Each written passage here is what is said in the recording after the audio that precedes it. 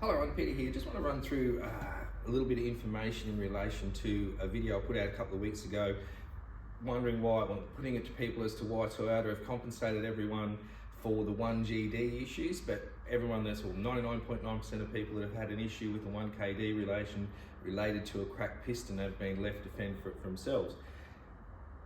When I put that out, I got a couple of comments back, and one mainly which I don't personally, well, I'll show you what we do and how we come up with these figures. The problem with these sort of comments that I don't like is it blames the owner. This was from Paul, it's 2 weeks ago.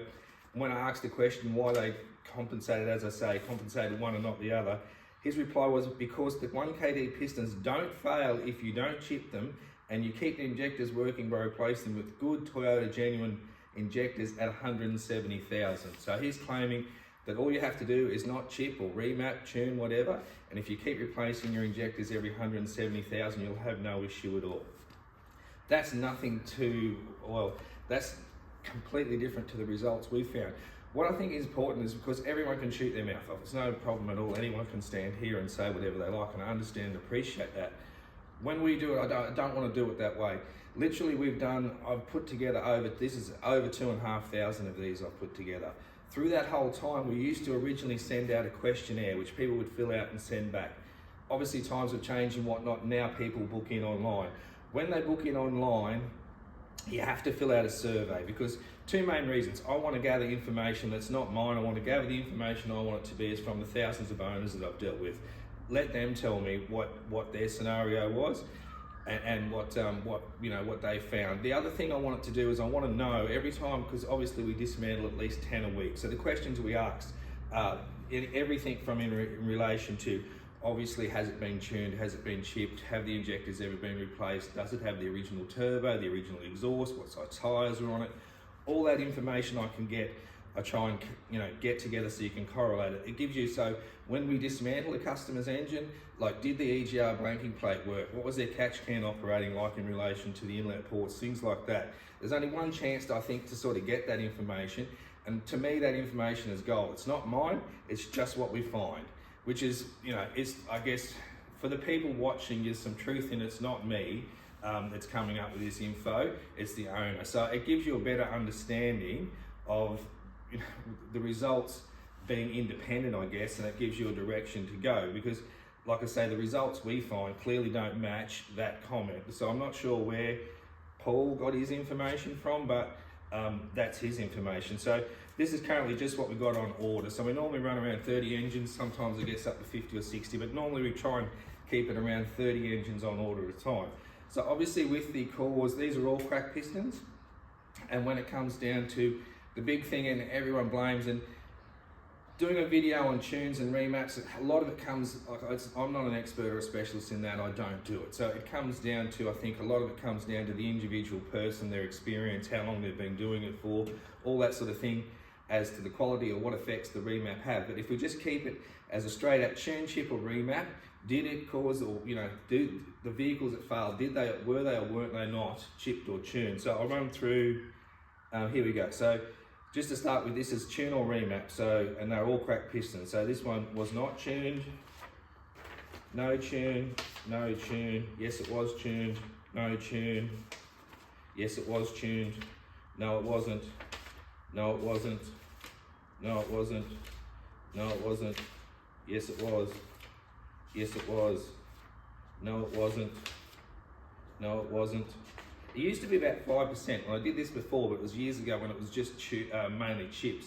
Since tuning has exploded, obviously we can see, it's interesting to show you how the growth of which tuning has grown compared to what it used to be, because how many people now, the percentage probably up around 40%, I reckon. Not tuned, tuned, tuned, tuned, not tuned, not tuned, not tuned, tuned, or remap, whatever we want to say, and tuned. So tuning has certainly grown, but there's still clearly way more vehicles that are not tuned, cracking pistons, than there are that are tuned. So like I say, years ago, if you have a look through my videos, I did one and it was around 5%, 1 in 20, I think it was, I don't watch it. So 1 in 20 were chipped or tuned back then. Now we're getting up, I'd say, somewhere between, well, even probably over 40%. Like this is just a, you know, obviously on some weeks it might be a little bit different, but this gives you a bit of a rough idea on the percentage that are tuned and how much tuning has grown. I won't go through tyre sizes and all that sort of thing, but there is a relationship obviously there with that. So I think you can sort of rule out that obviously that the whole tune thing is instantly if you tune it. There's a reason, like I should do a video on why pistons crack after they're tuned, just for the sort of square a few things up or whatnot. But moving across to the whole injectors replaced at 170,000, it'll never happen. We do tons that don't make it to 170,000. This is a really good example to have here. This is a Prado engine, it's a local one. It has, this is a 2012 Prado with 230,000 Ks on it now. It had its first engine fitted at 121, so it had injectors replaced at 121. It then did 109,000 on the second engine from Toyota, and here it is again. So we've got a vehicle 2012 about to have its third engine. It's the application you use the vehicle for. You can put injectors in it every week. If you're using it as a tow vehicle, the issue, your chances of cracking a piston go through the roof. Toyota know that.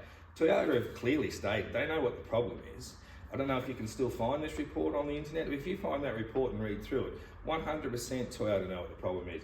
Toyota, I don't know, like I say, it is there, try and find it. I don't know if the legalities of me running through that is or not. I don't want to get myself into trouble, but anyone selling injectors and whatnot that's been in the industry and has been around and knows this will know of that report and will know that clearly it's not a related problem. This one here is going to Sydney. It's a Hilux, it has 153,000 Ks on it. It wasn't tuned, the injectors haven't been replaced. But what happened with this one, this is a customer that were on their second day of their holiday, obviously piston cracks, and then they're left to get home. This one went in for a service and a check over and everything 2 weeks prior to going on their holiday, and they had the injector compensation checked, all that sort of thing, was told was okay. Obviously they head out on their holiday, second day it breaks down, they're not happy with the mechanic. It comes back, there's a drama, obviously I would be too. They get the injectors all checked, there was nothing wrong with the injectors. They all come up, the ones on the cylinders next to the one that failed, they were all the same. So they said the injectors were okay, it wasn't the issue. Once again, it all comes down to the way you drive it. It's cylinder temperature that causes the main issue. Toyota even go as far as to say, give you an example of the root cause. Now they say it's long durations at high speed, in high amperage temperature, carrying a load, towing a caravan. There's your problem, it just sort of gets to me a little bit. I get frustrated, like I say, with that question, blaming the owners, Paul. It's got nothing to do with the owner. This person bought this vehicle and was told it would tow the caravan they had. That they're dirty because obviously they just keep pumping money into it. I don't know if anyone can see a pattern here. I buy all Toyota parts, Toyota engines. There's it's going around and around in a circle and the money's only going one way. This is about as far as I can go in a video, but it is important to stop blaming the owner for the application that they bought it for and the vehicle not fit for that purpose. That's the issue, not just pumping injectors into it or whatever you did. It's time for them to stop, like I say. This is why I made that point of making a video a few weeks ago, lining it up, how many 1KDs we're doing and how the problem's not going away. It doesn't matter, people will sell you injectors for sure. The problem isn't going away. They don't even make it to the figures these people quote. So if there's any way I can help or you find it more interesting or you want me to go over something, just let me know because it's really important. If there's any way I can help, please give us a call. Thank you.